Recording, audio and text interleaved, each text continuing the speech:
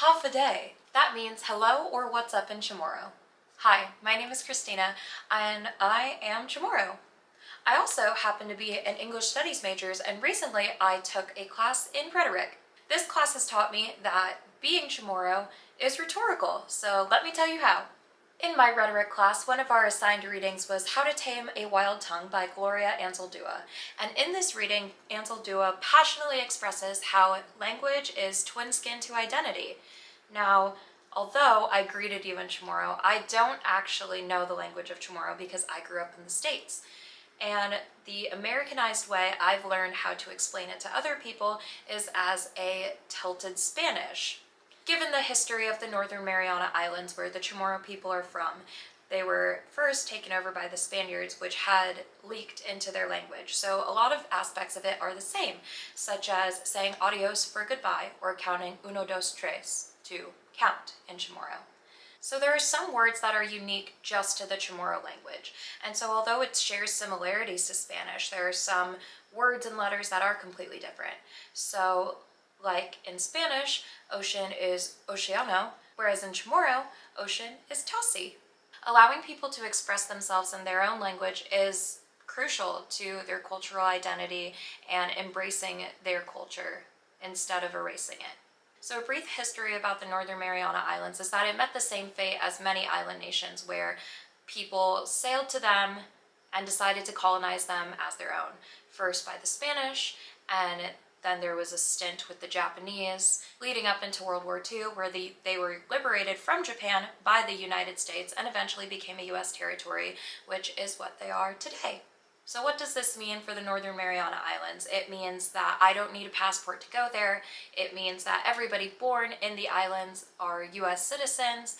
It also means that they don't get to vote in presidential elections. But more than anything, it means that me, as a Chamorro living in the States, has a very specific kind of identity because for all paperwork purposes, I am an American, even though I don't look like one.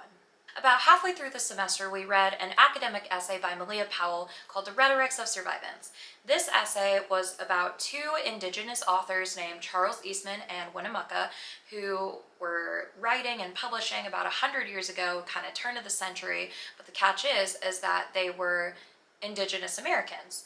And back in that day, indigenous Americans were still like touring around talking about being a native and what that meant, and wow, look at this native, they're so well spoken. And in the writings of Eastman and Winnemucca, we see that they relate their experiences as Native Americans to the Eurocentric experiences.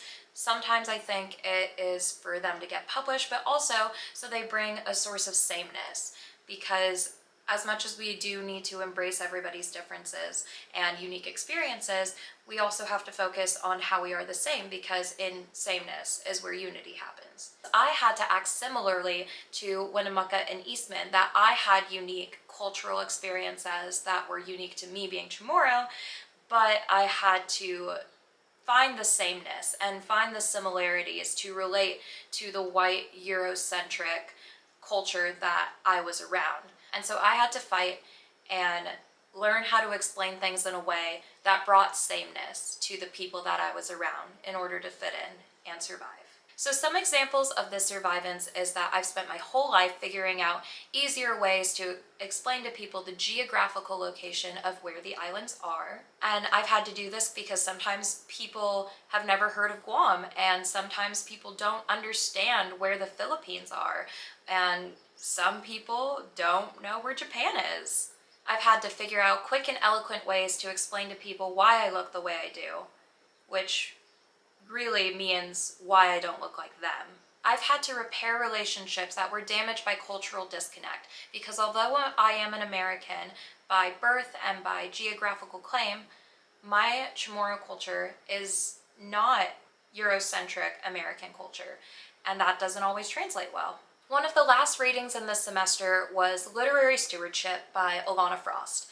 And in this reading, we were taught about the term of being a literary steward. Now, the textbook definition is using your education to practice and promote literacy that is significant and important to your culture. Now, what this made me consider is what is significantly important to my culture. I did grow up in a Chamorro household, and that instilled values in me of family and faith and community. So in that sense, that is significantly important to my culture. But as far as the literacy goes, I'm not too familiar with it, and I have to work to be. So being a literary steward for the Chamorro community means not only educating myself in what is significantly important to our culture, but also raising my baby in that. I have a biracial child. She is mostly white and half Chamorro. So it is my job as her mother and as a member of the Chamorro community to teach her about her other half. Obviously, I'm not living in the islands, and so my daughter is not going to be immersed in Chamorro culture, and she's not going to have a similar experience to me because she only has one parent that's Chamorro. But I do want to teach her about that culture, and I do want her to not only see it as something that makes her different, but also see it as something that makes her special. Another part of stewardship that I want to bring for my culture is teaching the words that I do know. So I mentioned before that I don't speak the Chamorro language, but I do know a little bit. So let's go through a quick crash course of Chamorro language, starting now. So earlier in the video, I had greeted you with half a day. So half a day in Chamorro means hello or what's up. And if someone were to say this to you in Chamorro, you would want to reply todo malik, which means I'm fine, or all is well. Most likely, if you're in the islands, someone at some point is going to say, Kanya lang hao. What that means is, are you hungry? And you should probably reply hungan, which means yes. One, as to not be rude, and two, because you are going to be fed some amazing Chamorro food, and the Chamorro people are always happy to feed you and to share with you. Last but not least, if somebody says to you, Huguay Zahao, Bulala, they are probably someone that are very special to you or very important to you, because that means I love you very much. So May is Asian American Pacific Islander Month. Happy Asian American Pacific Islander Month. If you couldn't tell already, this is an assignment for school, but really it did get me thinking about rhetoric in my culture and rhetoric in how it relates to the world and how it relates to me as a person. Thank you guys so much for watching. If you made it all the way to the end of the video, go ahead and leave this video a like. Leave a comment down below if you would like to hear about more experiences of my time as a statesider, which is kind of the lingo term for an islander that grew up in the States. And I will be seeing y'all later. Thanks for watching.